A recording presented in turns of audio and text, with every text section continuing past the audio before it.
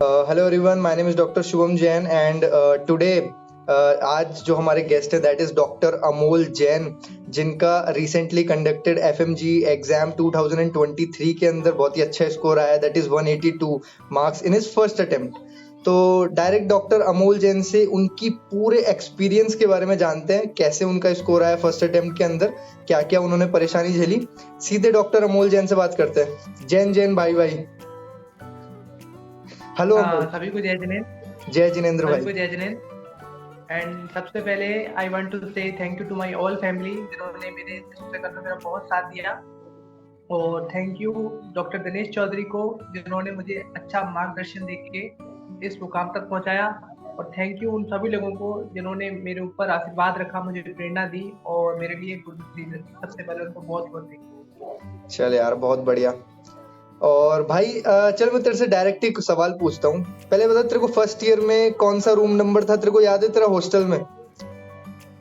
या एक सेकंड, मेरे को अरे कॉल करने में थोड़ा टाइम लग रहा है, बट आई थिंक 413 या 15 कुछ समथिंग 13 था, 413। दूसरा सवाल ये बता, मिडिल मेनिंजियल आर्टरी कौन से फोरामेन से पास होती है? ये फोरामेन स्पाइनोसम। क्या गजब आदमी है यार। देखो कॉन्फिडेंस लेवल देखो, मेहनत का स्तर देखो। ये बंदे को अपना रूम नंबर याद नहीं है, लेकिन मिडिल मेनिंजियल आर्टरी कौन से फोरामेन से पास होती है ये इसको याद है। ये सब मेहनत की वजह से होता है यार। तो भाई कॉन्ग्रेचुलेशन यार अमोल, इतनी बढ़िया मेहनत करके इतना अच्छा नंबर लाया है तू। अब यार मेरे को थोड़ा सा ना अपने बारे में बता कि ये जर्नी तेरी कैसे स्टार्ट हुई, यूनिवर्सिटी तक तू कैसे पहुंचा?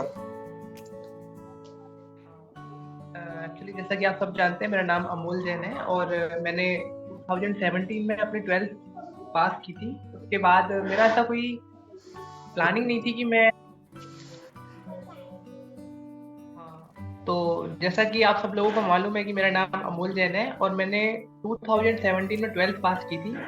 उसके बाद मैं जस्ट अपनी वैकेशन एंजॉय कर रहा था और मेरा कोई ऐसा आइडिया नहीं था कि मैं एमबीबीएस करूं या फिर एब्रॉड जाऊं, क्योंकि मेरी फैमिली बैकग्राउंड ऐसा है कि हमारे घर में सब चीज़ बहुत प्लानिंग से होती है। मतलब आज से 5 साल बाद आप क्या करोगे ये मेरे पापा पहले डिसाइड कर लेते हैं, मतलब मेरे पापा और मेरे चाचा। लेकिन मुझे नहीं बताया गया था और एकदम से मेरे पापा ने मुझे ये डिसीजन बताया कि हम तुझे एमबीबीएस के लिए अब्रॉड भेज रहे हैं, तू तैयार है क्या? मतलब मैं हिल गया था, क्योंकि मैं ऐसा स्टूडेंट था कि मैं कभी एक दिन भी अपनी मम्मी से अलग नहीं रहा था। मैंने 12th क्लास तक अपने घर से ही किया था।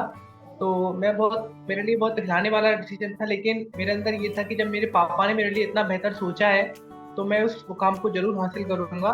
तो मैंने पापा को हाँ कह दिया। लेकिन मेरे अंदर ये डर था कि यार अगर मैं वहां जाके मुझे मेरी मम्मी की याद आई, पापा की याद आई, तो मैं कैसे डील करूंगा। और जिसका डर था वही हुआ। स्टार्टिंग के कुछ दिन जब दिनेश सर हमें यहाँ से लेके गए तो मुझे बहुत याद आती थी, लेकिन मैं कभी पापा को मम्मी को ये नहीं बताया कि मुझे याद आ रही है। मैं बहुत हंस के उनसे बात करता था, लेकिन अंदर ही अंदर मैं ये रोता था कि मेरे पापा ने मुझे कहाँ भेज दिया।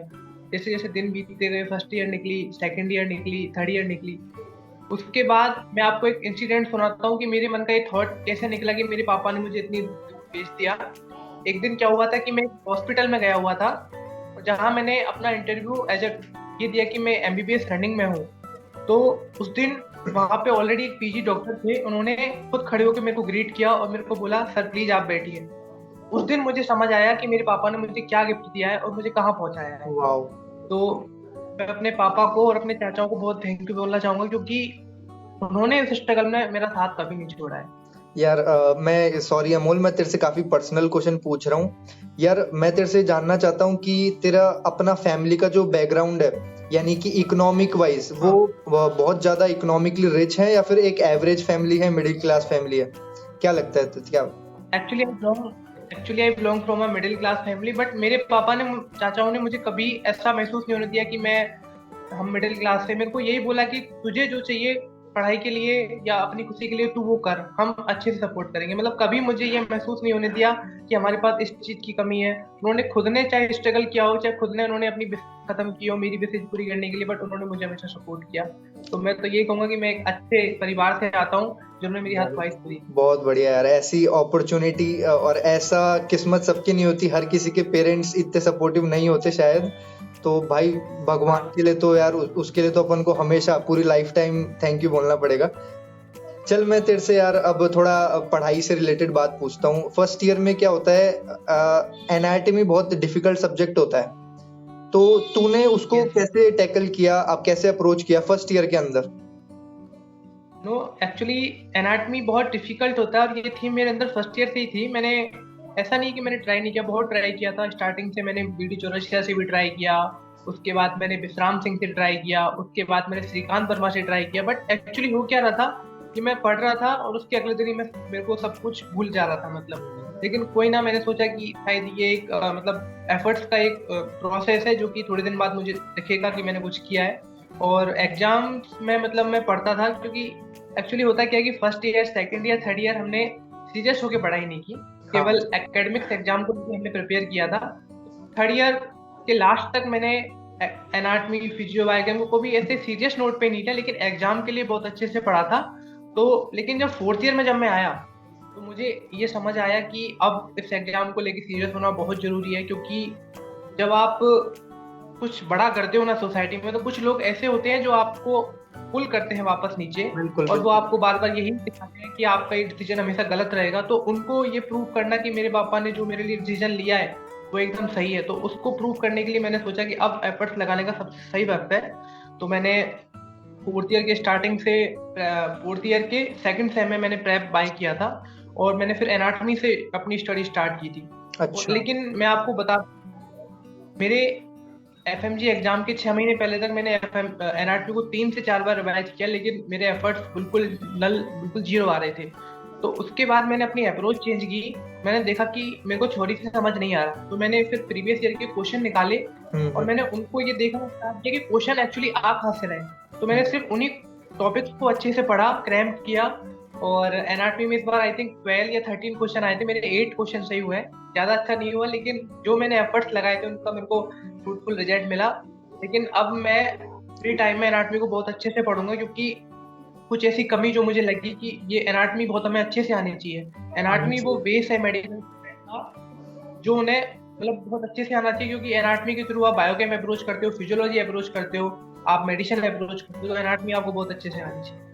बिल्कुल यार। अच्छा, तूने फोर्थ ईयर से बिल्कुल अच्छे तरीके से तैयारी करना चालू किया, तो मेरा ये सवाल है कि तू यार सब्जेक्ट वाइज चीजों को समझने की कोशिश करता था, या फिर सिस्टम वाइज अप्रोच, या फिर इंटीग्रेटेड अप्रोच के पीछे तूने ज्यादा महत्व दिया? नहीं देखो, मैं actually approach should be like system wise. जैसा कि कल अमन भैया का मैं इंटरव्यू देख रहा था कि अच्छा। सब्जेक्ट्स कुछ नहीं होते, बड़ी के सिस्टम्स होते हैं। लेकिन मैं सच बोलूंगा, मैंने सब्जेक्ट्स के अकॉर्डिंग पढ़ाई की है। अच्छा। और मैंने स्टार्ट किया था एनाटॉमी से, फिजियोलॉजी से, फिर मेरे को एकदम बोरिंग सा लगा कि यार क्या पढ़ रहा हूँ, तो मैंने फिर फोरेंसिक उठाई। उसके बाद मतलब सब्जेक्ट्स में मतलब सीक्वेंस नहीं पढ़े, मैंने बहुत अलग अलग तरीके से पढ़े थे फर्स्ट रीडिंग में। उसके बाद मुझे समझ आया कि एक्चुअली पढ़ना कैसे होता है, क्योंकि जब आप कोई चीज के लिए प्रिपेयर स्टार्ट करते हो तो थोड़े टाइम बाद आपको ये समझ में आ जाता है कि अच्छे से प्रिपरेशन कैसे करनी होती है, हमें क्या स्टेप्स लेने होते हैं, आपको खुद को समझ आ जाता है, क्योंकि आप गलतियां करते हो और उन गलतियों से आप सीखते हो। बिल्कुल, अपनी तो वही गलती मुझे से लगा, मैंने सीखते हो। अपना सीक्वेंस गलत किया था। सेकंड रीडिंग में मैंने अपना सीक्वेंस सुधारा, मैंने एनाटॉमी पढ़ी, फिजियो पढ़ी, फिर बायोकेम पढ़ी, तो ये मेरे को बहुत हेल्प मिली, क्योंकि खुद की गलतियों से मैंने बहुत सीखा। बढ़िया। तो गलतियां बहुत what was your experience while using PrepLadder? Was it very helpful, or would you regret कि इसके अलावा कुछ और सोर्स होता तो ज्यादा मजा आता? No actually I am very thankful to PrepLadder team, जिन्होंने इतने अच्छे टीचर्स रखे। मतलब PrepLadder बाय करने के 1 साल बाद जब मैंने टीचर को पढ़ लिया एक बार, तब तो मुझे ये समझ आया कि एग्जाम तो ये इस ऐप के थ्रू निकल जाएगा, लेकिन इस ऐप में कुछ टीचरों ने इस तरीके से लर्निंग हमें सिखाई है कि हम एक पेशेंट को भी हैंडल कर सकते हैं। तो ये चीज मुझे बहुत अच्छी लगी। जब हम दीपक मारवा सर को पढ़ते तो कभी लगता नहीं है कि हम कॉपी पेन लेके पढ़ रहे हैं, ऐसा लग जाता है कि पेशेंट हमारे सामने बैठा और हम उसे अप्रोच कर रहे हैं। ये रैप के टीचर की खास बात मुझे लगी, तो मुझे ये ग्रेट लिया। आई एम वेरी थैंकफुल। बिल्कुल। तो अमोल, तूने मेन वीडियोस देखी थी या रैपिड रिवीजन देखा था? Actually no one believe here, मैंने मेन वीडियो 3 बार देखी है। ओह, बहुत बढ़िया यार। मेहनत चाहिए उस चीज के लिए, एक अंदर से ना बैठने का, कंटिन्यूअसली बैठने का जज्बा चाहिए। तो बहुत बढ़िया यार, तूने 3 बार देखा है। अच्छा, तो जब तूने मेन वीडियोस देखे थे तो तूने खुद के नोट्स बनाए थे या फिर तू प्रेप के नोट्स से ही पढ़ता था? No actually I don't have any notes. मैंने खुद के नोट्स से प्रिपेयर किया। उसके बाद मैंने लास्ट रीडिंग जो की थी वो रैपिड रिवीजन के नोट्स से की थी, लेकिन मैंने खुद के नोट्स सारे बनाए, मेडिसिन तक, सर्जरी के भी मैंने खुद के नोट्स बनाए। बहुत बढ़िया। तेरा no one favourite will believe तेरा favourite and I am subject proud कौन ऑफ। सा था? मेरा फेवरेट सब्जेक्ट मेडिसिन। और फेवरेट टीचर भी बिकॉज डॉक्टर दीपक मारवा होंगे, जितना मेरे को लग रहा है। Yes sir, my favourite teacher actually prep की सारी टीचर्स मतलब अपने आप में गोल्ड स्टार है, बट अगर मैं एक टीचर चुनूं तो दीपक मारवा। बहुत बढ़िया यार। मैं तो देख, मैं तेरे को लाइव प्लेटफॉर्म पे बता रहा हूँ, मेरे लिए तो भगवान है डॉक्टर दीपक मारवा सर।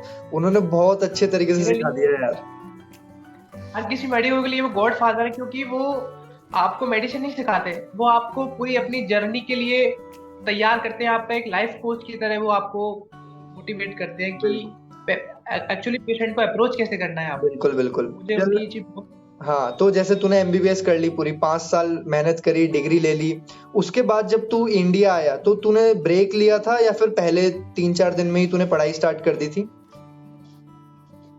एक्चुअली जब मैं इंडिया आया था तो मेरी थोड़ी सी हेल्थ अच्छी नहीं थी। अच्छा। मेरे को सम एंजाइटी इशू हुई थी, उसकी वजह से मेरे को टैकीकार्डिया रहता था। लेकिन मेरा ये डिसीजन था कि अगर मुझे फर्स्ट अटेम्प्ट में ये एग्जाम निकालना है तो मेरे को थोड़े से हार्ड डिसीजन लेने पड़ेंगे। और इंडिया आने के 10 दिन के बाद मैंने घर छोड़ दिया था, मैं जयपुर आ गया पीजी में। अच्छा, तू अलग रहने लग गया था? इंडिया में भी तू अलग रह रहा था? ये बहुत बढ़िया बात है। आइसोलेटेड। अच्छा, फर्स्ट रीडिंग में जो मेजर सब्जेक्ट्स होते हैं, medicine, surgery, obs, gynae, PSM, कितने कितने दिन तूने दिए इनको और कैसे अप्रोच किया? एक्चुअली मैं बताऊं आपको, आप ये क्वेश्चन पूछ रहे हो तो उसमें आपको गलती बताता हूँ। मेरी गलती ये रही कि मैंने बहुत जल्दी सब्जेक्ट्स को कवर किया, जो कि मुझे नहीं करना था। मेरे को थोड़ा सा वेट टाइम देना था, लेकिन जो मैंने नहीं दिया। मैंने मेडिसिन 10 दिन के अंदर मैंने से कंप्लीट की थी, सर्जरी मैंने 14 दिन में कंप्लीट की थी। यही मेरी सबसे बड़ी गलती रही कि मैंने चीज़ों को बहुत जल्दी में पढ़ा, तो कुछ चीज़ें थी जो छूट गई और जो सिली मिस्टेक बन के वहाँ निकली।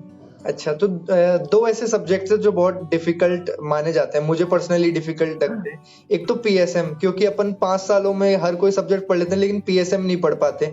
और दूसरा फॉरेंसिक मेडिसिन हो सकता है क्योंकि उसमें फैक्ट्स बहुत ज्यादा हैं। और तीसरा एनाटॉमी हो सकता है क्योंकि समझ में ही नहीं आती है। तो कैसे टैकल किया तूने? एनाटॉमी का तू बता चुका है, बाकी 2 का बता। देखो, फॉरेंसिक मेडिसिन मैंने फिर यहाँ पे वापस से कोई बिलीव नहीं करेगा, मैंने 10 रीडिंग लगाई है मैन नोट से फॉरेंसिक मेडिसिन की, क्योंकि मेरे को भूलने का बहुत डर था।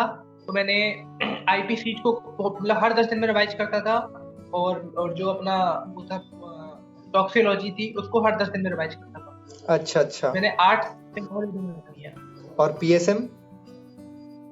पीएसएम को मैंने जो डाटाबेस चीज होती है जैसे वैक्सीन थी, मैंने उनका पर्चे बना के अपनी जेब में रख लिए थे। जब भी मैं जैसे खाना खाता था या फिर कहीं मतलब ऐसा टाइम वेस्ट हो रहा था तो मैं पर्चे को निकाल के तुरंत पढ़ने लग जाता था कि हाँ भाई ये डाटा तो मुझे कम से कम याद रहना चाहिए। ये मतलब और पीएसएम की मैंने अखबार की तरह पढ़ता था पीएसएम को?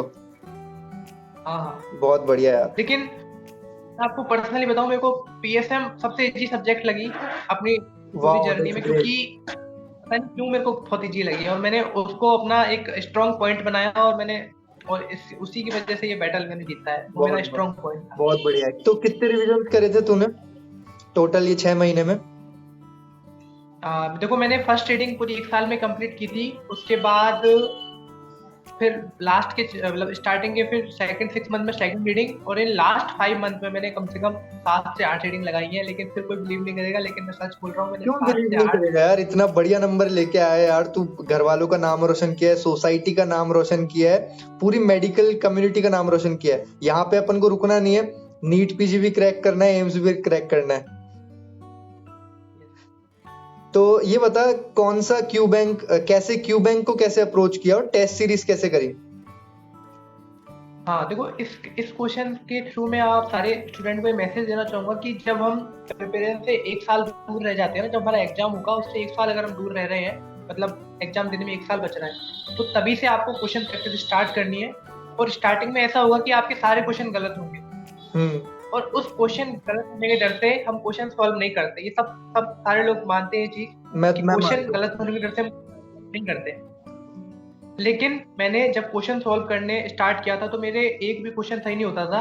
एक क्वेश्चन तो सबका सही होता है, मेरा एक भी नहीं होता था। अच्छा। क्योंकि एफर्ट थोड़ा टाइम लेते हैं, ऐसा नहीं कि आप एक बार पढ़ो और आपको आ जाएगा, ये कभी नहीं होता मेडिकल लाइन में, आपको चीजों को बार बार रिवाइज। तो मैंने उस टाइम ये चीज सीखी कि मेरे क्वेश्चन गलत होने के बाद में कभी ये मोटिवेट नहीं होगा कि मेरा क्वेश्चन गलत हुआ। मैं ये सोचूंगा कि मेरे को 3 ऑप्शन ऐसे पता चले जिनसे 3 क्वेश्चन और सही होंगे। और एक्सप्लेनेशन से मुझे टॉपिक को रिवाइज हुआ है, तो कम से कम मैंने यही जारी रखा। मतलब मेरे क्वेश्चन गलत होते लेकिन मैं क्वेश्चन प्रैक्टिस डेली करता था, और उसी की बदौलत मेरा एक बेस काफी अच्छा बन गया था कि मुझे अगर क्वेश्चन नहीं भी आ रहा है तो उससे कैसे डील करना है, मुझे ये समझ आ गया। ये बहुत सही समझ क्वेश्चन यार, क्योंकि कई बहुत जरूरी स्टूडेंट जो होते हैं वो जब सवाल प्रैक्टिस करते हैं तो जब सवाल गलत होता है ना तो बहुत दुख होता है, तो उसको कैसे हाँ, मैं मैनेज किया बताऊँ तूने? आपको। हाँ, कि जैसे आप सुबह से लेकर शाम तक पढ़ रहे हो और शाम को आप एमसीक्यू लगाओगे, 10 की 10 एमसीक्यू गलत होते हैं, कॉन्फिडेंस लेवल बुरा डाउन टू द लगता अर्थ होता है। है, बिल्कुल। तो उस टाइम पे बुरा लगता है, सबको बुरा लगेगा, इट्स ह्यूमन नेचर। बट आपको उस टाइम रुकना नहीं है, आपको आपको मोटिवेट रखना है कि आज गलत हुए हैं, ये लाइफ में फिर कभी गलत नहीं होनी चाहिए। बस ये अप्रोच लेके चलना है आपको, बिल्कुल। Will never defeat. कितने जीटीस दिए थे भाई तूने? स्टिल नो वन बिलीव, मैंने अपनी इस जर्नी में मोर देन 100 जीटी दिए हैं। मैंने स्टार्टिंग ऑफ द डे जब ग्रेट। स्टार्ट की थी तब स्टार्ट किया है और एंड तक दिए हैं। और मैं इसलिए ये कहूंगा कि मैं फर्स्ट अटेम्प्ट में पास नहीं हुआ हूँ। मेरा अच्छा। मैंने 97 जीटी पास किया था, उसके बाद में फेल नहीं हुआ। और ये मेरा बहुत अगर बढ़िया यार। इंक्लूड करें तो मेरा 102 जीटी था। तो मेरे ख्याल से जितना मैं समझ पा रहा हूँ, जब तूने पहला जीटी दिया होगा तब तेरे 100 नंबर नहीं आ रहे होंगे शायद। मेरे 90 नंबर थे पहले जीटी में। आई वाज वेरी हैप्पी कि मैंने 90 तो अचीव किए। बहुत बढ़िया, बहुत बढ़िया। अभी मैं होता तेरी जगह, मेरे 90 या फिर 100 नंबर आ रहे होते, मैं बहुत डिप्रेस हो जाता यार। लेकिन खास बात रही कि मैं कभी डिप्रेस नहीं हुआ अपने स्कोर कार्ड से। मेरे 130 भी आए जिस दिन में, बहुत मेरे अक्टूबर तक 130 नंबर आए, अक्टूबर 2022 तक। लेकिन मैं ये सोचता था कि जो मैं तैयारी कर रहा हूँ उसको कुछ तो एफर्ट, कुछ तो रिजल्ट आ रहा है, पूरा नहीं कुछ तो आ रहा है। तो मैं बस गलतियां देखता था और उतारता था, बस किया। यार बहुत सही किया तूने यार। चल अब मैं तेरे से लास्ट में 2 क्वेश्चन पूछता हूँ। मैंने अपने ऑडियंस से हमेशा ये किया है कि ऑडियंस के लिए कुछ करना है। तो पहली मेरी ऑडियंस वो है जो जूनियर्स है, तो तू उनको कैसे सजेस्ट करेगा कि कैसे पढ़ना है? और दूसरी मेरी ऑडियंस है जो फेल हुए हैं अभी रिसेंटली एग्जाम में, तो यार वो काफी डिमोटिवेटेड है, उनको भी मोटिवेट करने का जिम्मा तेरा है आज। देखो, सबसे पहले तो जूनियर्स के लिए मैं सबसे पहले ये कहूंगा, जो आपके मन में ये डर लोगों ने बैठा रखा है कि एफएमसी एग्जाम बहुत हार्ड है, एक बार में नहीं होगा, ये डर को बिल्कुल साइड कर दो। ऐसा कुछ भी नहीं होता है। अगर आप 6 महीने, 1 साल, 1.5 साल कंसिस्टेंट रह के पढ़ाई करोगे ना, तो ये एग्जाम से जी आपको कुछ नहीं लगेगा लाइफ में। It's just the start of journey. ये पहला स्टेप है जो आपको पार करना है। उसके डिफिकल्टी तो इसके बाद स्टार्ट होगी, जब आपके सामने आपका पेशेंट होगा और आपको उसको बचाना है।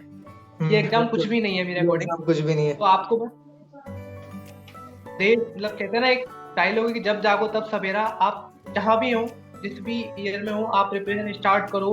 और ये सोच के मत करो कि आपको एग्जाम निकालना है। पहले आप ये सोचो कि मुझे एक नॉलेज गेन करनी है जिसके थ्रू मैं ये खुद पे प्राउड कर सकूं कि हाँ, मैं मेडिकल स्टूडेंट हूँ और मैं किसी की लाइफ को बचा सकता हूँ। बिल्कुल। तो आपको सबसे पहले अप्रोच। तो तेरे अकॉर्डिंग मेहनत ज्यादा इंपॉर्टेंट है या फिर इंटेलिजेंट होना ज्यादा जरूरी है?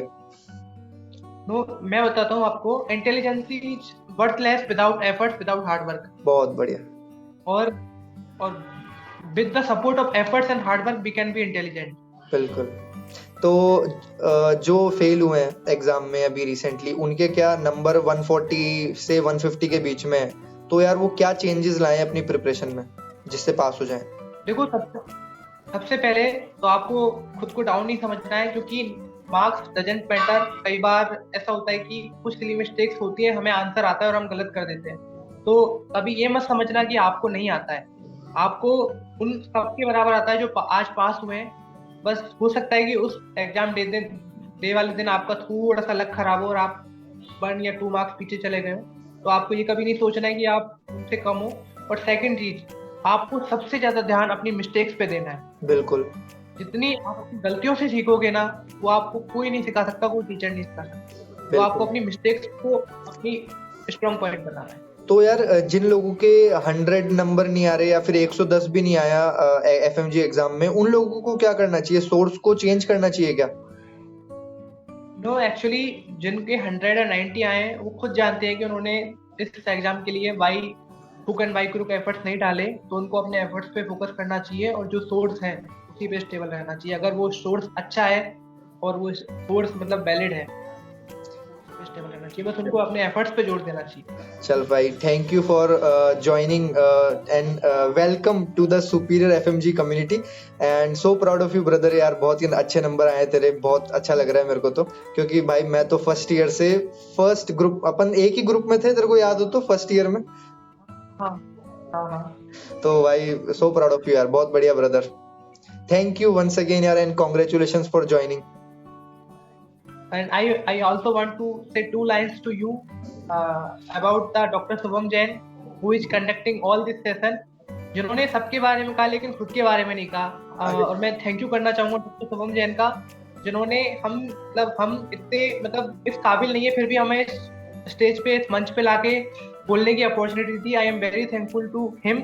एंड और आप सबको पता होगा कि हम सबके प्रिय डॉक्टर शुभम जैन के भी 192 मार्क्स आए फर्स्ट अटेम्प्ट में, तो हम एक सेशन इनसे भी चाहते हैं कि ये पर्सनली खुद के बारे में बताएं कि इन्होंने कैसे इस मुकाम को हासिल किया, क्योंकि मैं जितना इनको जानता हूँ ये बहुत फन एंड चिल रहने वाले व्यक्ति हैं। उन्होंने मतलब पढ़ने वाले हैं मैं मानता हूँ, लेकिन उन्होंने जीवन में कभी स्ट्रेस अपने साथ नहीं रखा। बहुत ही चिल, और कुछ ऐसी घटना है जो मैं आपके साथ शेयर नहीं कर सकता लेकिन अनबिलीवेबल है उनके लिए और मेरे लिए। थैंक यू, मैं चाहूंगा कि एक सेशन काइंड वर्ड्स, बिल्कुल एक सेशन करूंगा मैं मेरी ऑडियंस के लिए करूंगा कि जिससे सबको हेल्प हो यार, कैसे मैंने तैयारी करी थी। और वंस अगेन यार thank you for joining. Okay, thank you.